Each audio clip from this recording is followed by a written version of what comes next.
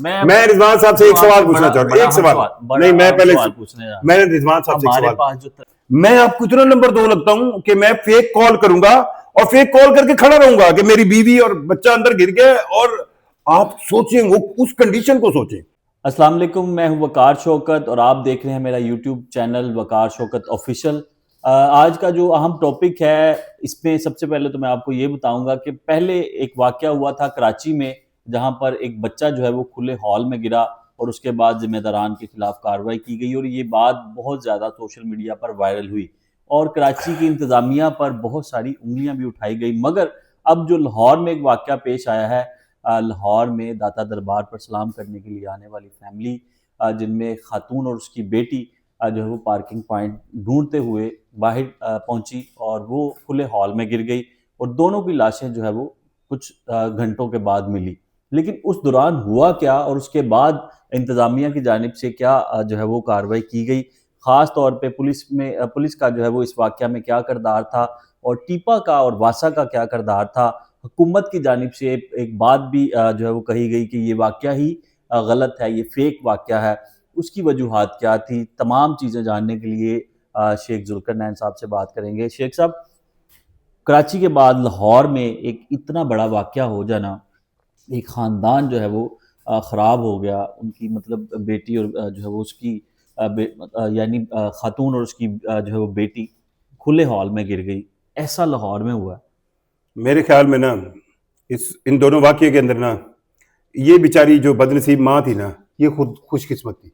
मतलब आप कराची वाला वाक्य देखे कि एक माँ के सामने से बच्चा गड्ढे में जाता है, पूरे बड़े हॉल में गिरता है, और खैर वो अब पूरी जिंदगी बेचारी उसी सीन को देख देख याद कर करके वो मरती रहेगी, जीती रहेगी। काश मैं अब ये माँ इसलिए बदनसीब माँ खुश नसीब है, ये खुद साथ मर गई। ठीक है, अब ऊपर जाके मतलब है कि वो लेकिन पीछे वाले दर्द जो है छोड़ के गई। अब मैं आपसे एक सवाल करता हूँ, आपसे सवाल करता हूँ। जी करें। आप डीसी को ले आए, टीपा को ले आए, वासा को ले आए, आप महकमा इंजीनियरिंग को ले आए, किसी भी महकमे को ले आए, ये सारे आपकी सेकेंडरी कमांड होते हैं, दूसरे लेवल की कमांड होते हैं। आप कहते हैं हमने आलू सस्ते बेचने हैं, आप कहते हैं हमने सड़कें बनानी है, आप कहते हैं हमने ये करना है, ये सेकेंडरी कमांड है। जो फर्स्ट कमांड होती है ना किसी गवर्नमेंट की, वो 2 इदारे होते हैं, एक पुलिस और दूसरा रेस्क्यू। ठीक है, इसी की बेस पर आपकी हुकूमत की कारकर्दगी चलती है। अब एक वाकया होता है, अब देखिए कैसा है, मैं बाप हूं, मेरे साथ मेरी बीवी है, ये मेरा बच्चा है, मैं आपको इतना नंबर 2 लगता हूं कि मैं फेक कॉल करूंगा और फेक कॉल करके खड़ा रहूंगा कि मेरी बीवी और बच्चा अंदर गिर गया। और आप सोचें वो उस कंडीशन को सोचें कि जिस वक्त आप एक बाप को कहेंगे यार आप तुम चल मेरे नाल थाने, तो एक तो उसकी बीवी और बच्ची उसके सामने गिर गई है और उसे पकड़ के लेके अब थाने ले गए। अब ये आप भी जानते हैं, मैं भी जाता हूं कि मुझे ना यकीन करें फैसल कामरान साहब पे ना मैं बड़ा ही प्यार करता था। मतलब मुझे कई चीजें उनकी लगती थी, बड़ा प्यार करते थे। प्यार से मुराद ये कि सोबर स्टाइल है, बड़ा ड्रीम है, पर खुदा की कसम मैं ये नहीं कह रहा। अच्छा, अब हमारा रोला ये है साथियों का, हम थोड़ा सा भी हक पे बोले ना तो ग्रुपिंग डाल दो इन पे। मेरा सवाल ये है, फैसल कामरान साहब के अपने पीआरओ साहब लोगों को फोन करके कहते रहे खबर फेक है, खबर फेक है। ये पीआरओ हाफिज कैसर जी, हाफिज डॉक्टर कैसर साहब, उनका जो 5 किलोमीटर का नाम है, ठीक है, वो कहते रहे कि खबर फेक है, कोई शय भी नहीं। ठीक, अब आप सोचें, मुझे इसमें कोई देखें, अगर कोई बंदा ये कहे ना मेरी बीवी, उज़मा बुखारी साहबा ने अभी आगे वीडियो बयान दिया, मैं वही बात करनी है। हाँ, वो सारा इसी बेस पे चलेगा ना। उन्होंने एक्सेप्ट कर लिया कि हमें रेस्क्यू वालों ने बताया था। अब जब आप ये कह रहे हैं कि कैसे मेरा सवाल आप पीआरओ हैं, उन्होंने कहा है कि जनाब ये फेक खबर है। फेक मतलब फीड करवा रहे हैं ना। रेस्क्यू का पीआरओ क्या कर रहा था, इतनी बड़ी बड़ी प्रेस रिलीजें बना के भेज रहा था ना हमें साइड लाइन से। ठीक है, वाकया उसका लगता है। एक तो लानत है हमारे जर्नलिस्टों ने पे कि हमें ना बांदर की तरह ना एक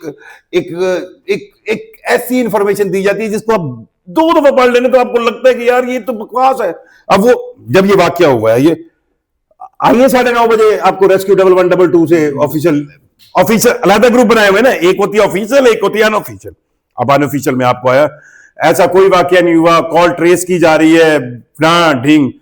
मैं ये 2 महकमे, ठीक है, अब इन्होंने कहा, अब मैं आपसे सवाल करता हूं, पुलिस का गस्टेड ऑफिसर हो यानी कि एसपी हो, वो अपने सामने बैठ के चपेड़े मरवा रहा हो, ठीक है, तो उसमें डीआईजी का कोई किरदार नहीं होगा? अच्छा, मुझे जहां तक लगता है ना, मैं आपको बताता हूँ। वो नहीं बैठा था, नहीं ये कहते हैं? नहीं नहीं नहीं नहीं नहीं, नहीं। हाँ। मैं वही बताने लगा हूँ। जब मैंने ये जो है वो रिपोर्ट मेरे पास ये पहुंची कि खातून और उसकी बेटी, सुन लें, वो गटर में गिर गई, और उसके बाद ये बात सामने आ रही है कि शुबा है उसका, जो खातून का बाप था, उसने ये शक का इजहार किया कि मेरे दामाद ने मेरी बीवी और मेरी बेटी और उसकी बेटी को कहीं मतलब फेंक दिया है, मार दिया, या कहीं आगे पीछे ये कर कौन दिया। कह रहा था? सुने तो सही। उसके ये बाद पुलिस फीड करवा रही थी हमें, पुलिस फीड करवा रही थी। अब मैं आपसे जो कहूं मुझे तो लग रहा है, जो मुझे लगा लग नहीं, रहा है। अब बताए ना जरा किसका मैं वही मैसेज आया बता रहा था? हूँ, मैं वही बता रहा हूँ। अच्छा, पुलिस ने इस शुबा से, उस शक से उस खामन को पकड़ा जिसकी हाँ। बीवी और बेटी थी, सुभान अल्लाह, और ले सुभान गए। अल्लाह। जिस हिरासत बंदे ने में अपनी ले बीवी लिया। को अब मैं आपसे, अब वो खामद, पहले तो ये बात ध्यान में रखिएगा, दुनिया का सबसे बेवकूफ खामद होगा जो अपनी इस तरह बीवी के साथ इस तरह करके मारेगा। वहां पर खड़ा अब रहेगा। अच्छा, नहीं, खड़ा रहे नहीं, इस तरह की बेवकूफ वारदात करेगा। करने वाला बेवकूफ होगा ना। अब वो जो बेवकूफ है ना, उसके अंदर इतनी बर्दाश्त नहीं है कि वो वहां पे खड़ा रहे। वो सबसे पहला इंसान होगा जो गायब होगा। अगर वो कॉल करके वहां पे खड़ा है और आपके साथ खड़ा है, भाग तो नहीं रहना। सिर्फ क्या डिमांड आपसे की जा रही है?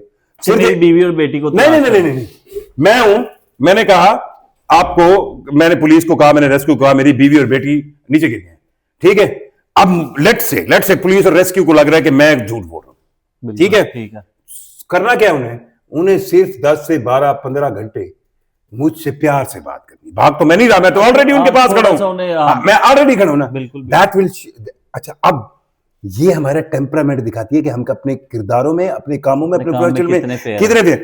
हम घंटे डेढ़ बाद, रात हो गई, सारे अफसरान तंग आ जाते हैं, दो सोने से पहले को यार क्या बना उसका, हर बंदा उसको कंक्लूड कर रहा है, प्रोफेशनली तौर पे अपना काम करता है। अब मैं जो कहता हूं, मुजमा बुखारी, या देखें, अगर पहली रात पहले दिन ही फैसल कामरान साहब ने ये रिपोर्ट दे दी होती कि एसपीसीटी इसमें इन्वॉल्व है और ये नीचे वाले स्टाफ ने अच्छा नहीं किया, तब नहीं, फिर मैं कहता कि ये इनका कसूर नहीं है। इसका ये मतलब है कि लाइन उनको पता थी।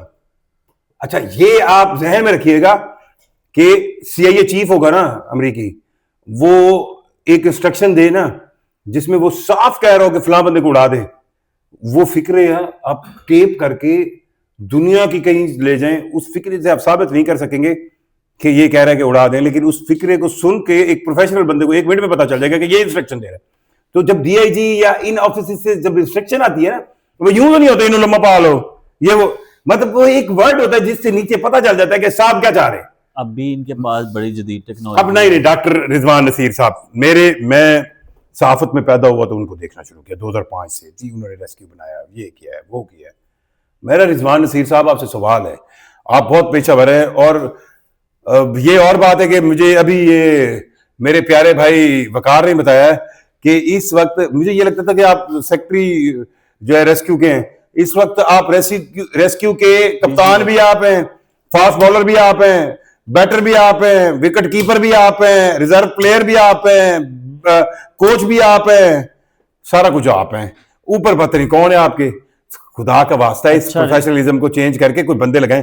रिजवान नसीर साहब को नहीं, मैंने पहले ये बात सुने, मैं रिजवान साहब से एक सवाल पूछना चाह रहा हूं, एक सवाल नहीं, मैं पहले मैंने रिजवान साहब से एक सवाल, पास जो तरक्कियाती मंसूबे छोड़े यार रिजवान साहब करते रहेंगे, मैं कह रहा हूं हम रेस्क्यू बहुत प्रोफेशनल है, कम से कम रेस्क्यू को ये तो नहीं करना चाहिए ना कि वीडियोस बना के ये कहे कि यार यहां से बच्चा नहीं गुजर सकता। आपका काम है, आप आखिरी ईंट तक। तो उस्मा बुखारी साहिबा ने कहा है ना कि हमें गुमराह किया गया रेस्क्यू की जानिब से, फिर हमने ये बयान जारी कर दिया कि जनाब। अच्छा, अब मेरा एक सवाल है, उस्मा बुखारी साहिबा अगर ऊपर बैठ के गुमराह हो रही है, तो ऊपर उनको अगर इस सीट पे बिठाया गया है 13-14 करोड़ लोगों की नुमाइंदगी करते हुए, ठीक है, तो उनमें ये एबिलिटी होनी चाहिए कि उन्हें ये जो गुमराह करने वाले उन्होंने पहली बार नहीं किया, फिर पहले 1000 बार कर गए हैं।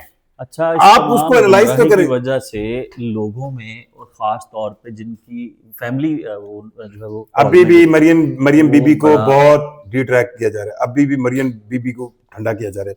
मरियम बीबी फुल गर्म है, ये मतलब इस लिहाज से। पुलिस के साथ क्या होने जा रहा है ये बताएं।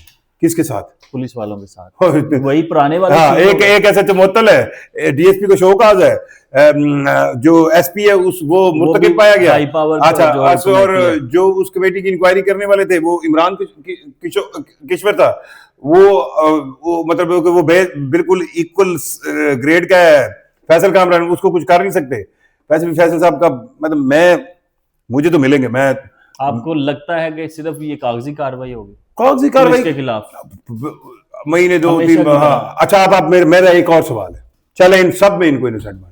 मुझे लगता है हमारे वीडियो नहीं का टाइम ज्यादा नहीं नहीं, मैं कह रहा हूँ जितना मैं मर्जी सिर्फ sign up जो करने जा अंगूठा, रहा हूं। अगर आपको डर लग रहा है तो मैं बात नहीं चुप नहीं, कर करें दूं। करें मुझे तो लग रहा है आप डरना शुरू हो नहीं गए। नहीं, किससे डरना है? और इज्जत जिल्लत जिंदगी मौत अल्लाह के हाथ अल्लाह में है। पाक हमारे है। हमें आप अगर बात करें हमारे प्लेट। मेरा सवाल है आपसे, जी जी, उसकी लड़की के वालिद का बयान है कि मुझसे इन्होंने बिल्कुल, हाँ। व्हाइट कागज पे अंगूठा लगवाया। ठीक है। पुलिस ने कहा हाँ जी हमने लगवाया, हमने कार्रवाई करनी थी। पुलिस से मैं ये पूछता हूँ, मैं आईजी पंजाब से पूछता हूँ, फैसल साहब से पूछता हूँ, किस तरह ये पुलिस जिसने बयान भी दिया है, क्या पुलिस, मैं अभी पुलिस को पता चल जाए कि मुझसे किसी ने या मैंने किसी से व्हाइट पेपर पे अंगूठा लगाया, ये क्राइम नहीं है क्या? किसी को तो चीफ ये जस्टिस पुलिस ऑफ वाले पाकिस्तान को थानों काटिए में ये। थानों में करते क्या है? नहीं। दो पार्टियों को आपस में बिठाया, उसके बाद उनसे अंगूठे लगवा लिए, लिखना जो मर्जी है इन्होंने। अब पुलिस के सामने तो वहां पर कोई बोलता भी नहीं है, बेचारा डरे होते हैं। थानों का कल्चर अब इस पे आ जाए। और मैं आपको एक चीज बताऊं, जितना मर्जी आप कर लें, वो जो गरीब गए हैं ना उनकी भी आ है।